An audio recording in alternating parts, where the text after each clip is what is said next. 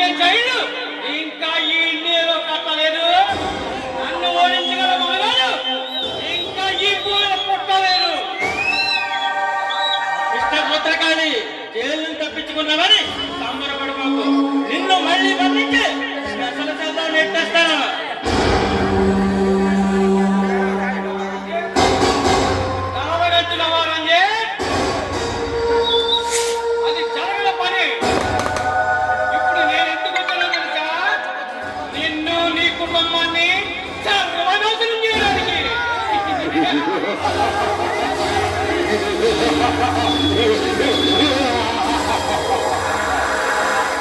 ఒక్కసారి నా చేతిలో పరాబం ఎదురయ్యాక నీకు ఇంకా బుద్ధి రాలేదన్నమాట.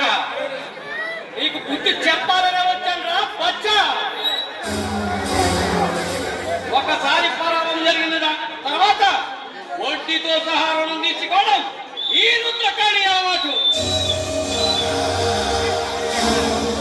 ఏమండి అసలు ఏంటిదంతా? ఎవరు వీళ్ళు? లక్ష్మి, నువ్వు లోపలికి వెళ్ళు. ఈ సంగతి నేను చూసుకుంటాను. కన్నం పిల్లలా పిల్లడుతున్న నీ పిల్లాన్ని అప్పుడే లోపలికి పంపిస్తావా రంజీ? చూడని రుద్ర, అంతకు మించి ఇంకొక మాట మాట్లాడితే నీ నాలిక కోసేస్తాను, జాగ్రత్త. సీన్ అయిపోయిందమ్మా. ఇప్పుడు మరో సీన్ మొదలైంది. ఇప్పుడు అవమానం నీది, ఆనందం నాది.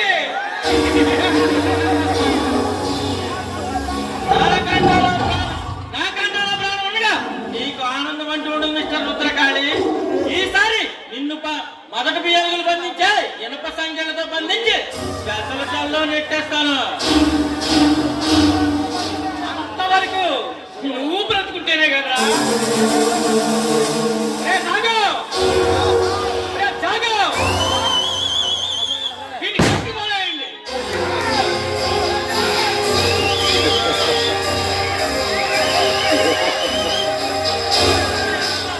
వీడి కళ్ళ ముందే వీడి పిల్లాన్ని అనిపిస్తుంటే వీడి కుళ్ళి కుళ్ళి కావాలి.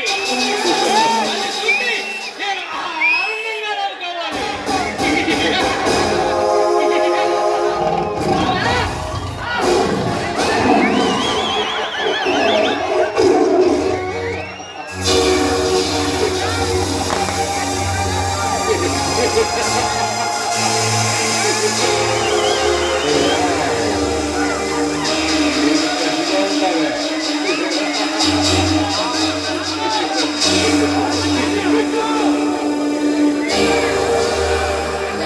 प्राणाय साधूना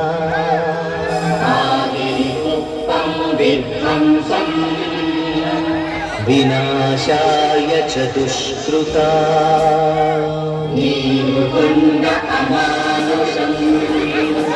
धर्म संस्थापनार्थाय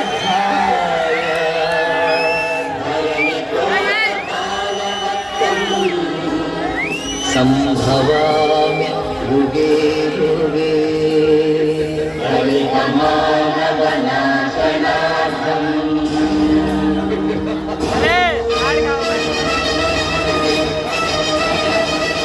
సృష్టించిన పంచమతంత్రం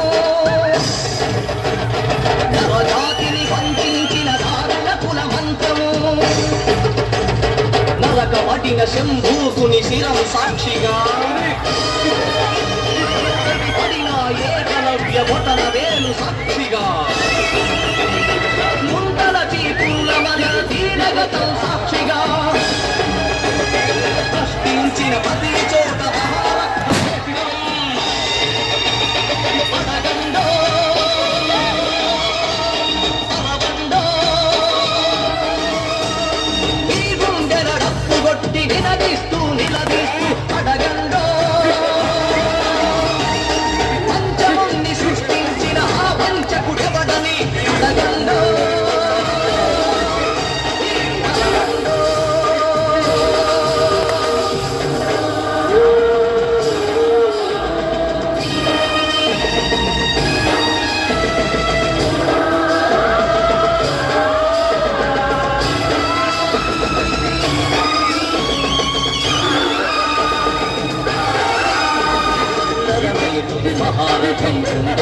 విడిచిన నలిగిన పేదరికం చితికి చిద్రమవుతున్నా కసితో దొరతనమే పశువై తల విసిరిన అసహాయుల ఘోషతో దిశలు